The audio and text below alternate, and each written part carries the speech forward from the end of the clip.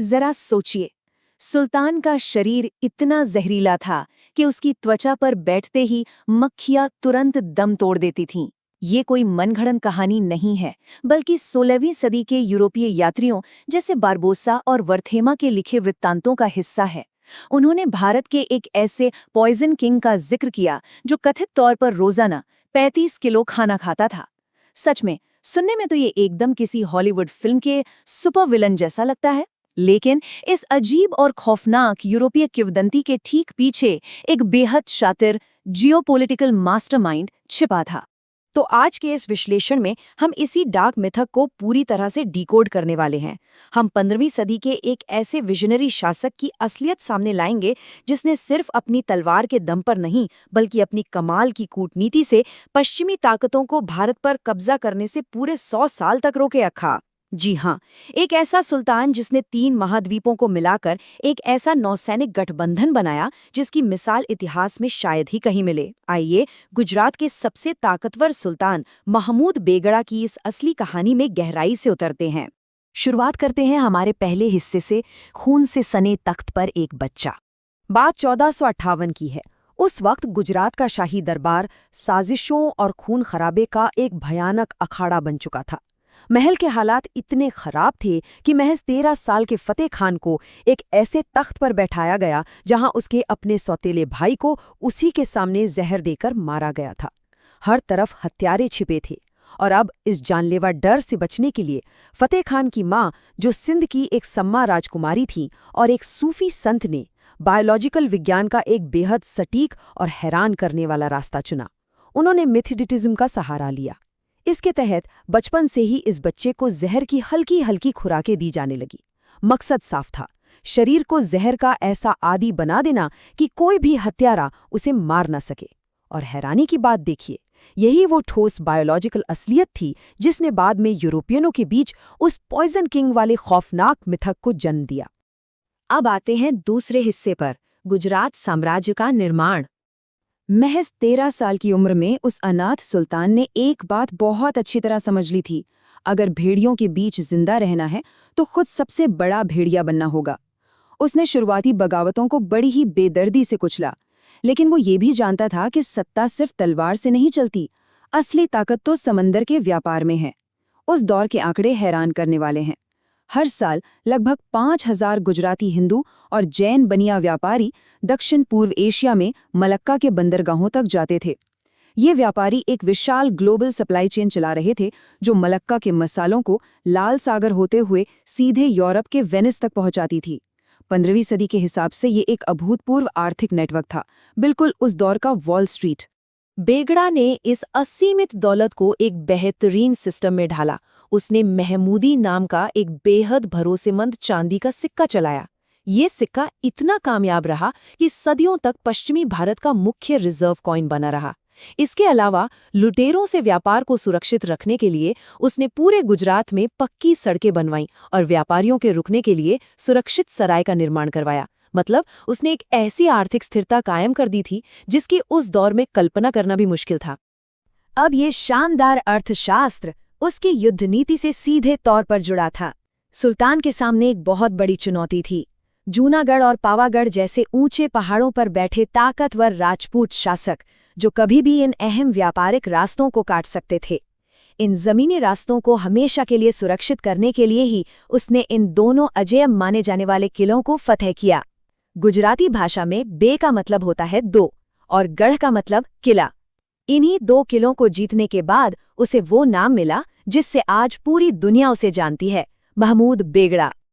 खैर, ये जीत बिल्कुल भी आसान नहीं थी। पावागढ़ का किला एक खड़ी ज्वालामुखी पहाड़ी पर बना था। इसकी घेराबंदी पूरे 20 महीने तक चली। सोचिए, 20 महीने की एक क्रूर और लंबी लड़ाई। इस घेराबंदी की सबसे अहम बात यह है कि ये भारतीय सैन्य इतिहास का एक बहुत बड़ा लैंडमार्क है। क्यों? क्योंकि यहाँ पहली बार भारत में एडवांस तोपों और बारूद का इतने बड़े पैमाने पर इस्तेमाल किया गया था। इस भयंकर जीत ने उसके जमीनी रास्तों को पूरी तरह से सुरक्षित कर दिया। बढ़ते हैं तीसरे हिस्से की तरफ, महान नौसैनिक गठबंधन। जमीन तो सुरक्षित हो गई थी, लेकिन बेगड़ा का अल्टीमेट लक्ष्य था अरब सागर पर कब्जा।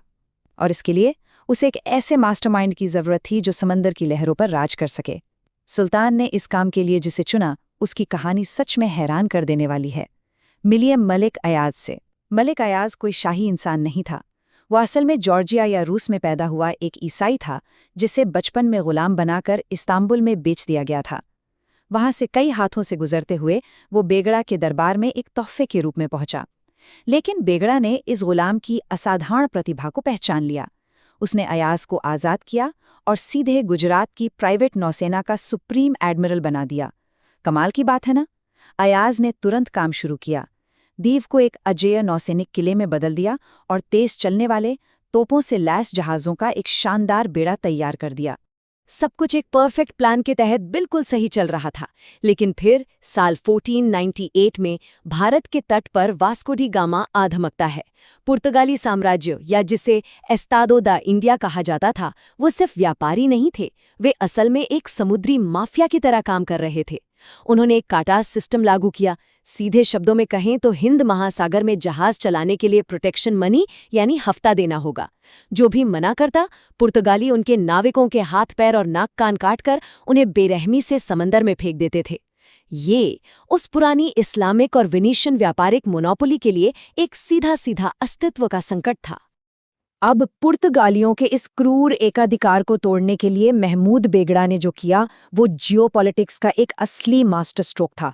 उसने सचमुच 3 महाद्वीपों को एक ही झंडे के नीचे ला खड़ा किया। देखिए कैसे। मिस्र के ममलूक सुल्तान ने अपना सबसे बेहतरीन बेड़ा भेजा। वेनिस के ईसाइयों ने, जो खुद पुर्तगालियों के बढ़ते प्रभाव से डरे हुए थे, गुप्त रूप से जहाज बनाने की लकड़ी और अपनी ग्रीक तोपची भेजे। ऑटोमन साम्राज्य ने बैकग्राउंड से रणनीतिक सपोर्ट दिया, और यहाँ भारत में बेगड़ा और कालीकट के शासक जैमुरिन की नौसेनाएं इस विशाल बेड़े में शामिल हो गईं। ये एक अभूतपूर्व इंटरनेशनल नेवल अलायंस था। अब आते हैं चौथे हिस्से पे, दीव की लड़ाई। इतिहास के उस खूनी और निर्णायक मोड़ पर पुराने व्यापारिक साम्राज्य और इस नए उभरते हुए पश्चिमी उपनिवेशवाद का सीधा टकराव होना ही था। मार्च 1508 में चोल की लड़ाई हुई, जिसमें इस महान गठबंधन ने पुर्तगालियों को एक भयानक हार का स्वाद चखाया। इस लड़ाई में पुर्तगाली वाइसराय का अपना बेटा मारा गया। हिंद महासागर में पुर्तगालियों की यह पहली बहुत बड़ी हार थी। लेकिन यह जश्न बहुत जल्दबाजी का था। अपने बेटे की मौत से बौखलाए पुर्तगाली वाइसराय ने कसम खाई कि वो इसकी भारी कीमत वसूलेगा। और ठीक 1 साल बाद 3 फरवरी 1509 की सुबह दीव के तट पर सच में तबाही आ गई। पुर्तगाली इस बार 18 बेहद भारी तोपों वाले विशाल गैलियन जहाज़ों के साथ वापस लौटे। गुजरात के एडमिरल मलिक अयाज ने जब पुर्तगालियों की इस भयंकर गोलाबारी और उनके अंधे गुस्से को देखा, तो उसे तुरंत एहसास हो गया कि अब जीतना नामुमकिन है। अपनी पूरी नौसेना को तबाह होने से बचाने के लिए अयाज ने एक बहुत ही कड़वा लेकिन प्रैग्मेटिक फैसला लिया। उसने चुपचाप पुर्तगालियों को माफीनामा भेजा और अपनी नौसेना को पीछे खींच लिया। नतीजा क्या हुआ? मिस्र का वो लकड़ी का बेड़ा बीच समंदर में एकदम अकेला छूट गया और पुर्तगाली तोपों ने पलक झपकते ही उसे राख के ढेर में बदल दिया। ये एक रणनीतिक वापसी थी जो एक बेहद दुखद धोखे में बदल गई। अब चलते हैं हमारे आखिरी हिस्से की ओर, सुल्तान की दोहरी विरासत। दीव की वो भयानक हार एशियाई मुक्त व्यापार के ताबूत में आखिरी कील साबित हुई और मजबूरन बेगड़ा को भी कार्टास सिस्टम के आगे घुटने टेकने पड़े। लेकिन बेगड़ा सिर्फ एक हारा हुआ सुल्तान नहीं था। इतिहास में उसकी विरासत बेहद विरोधाभासी है।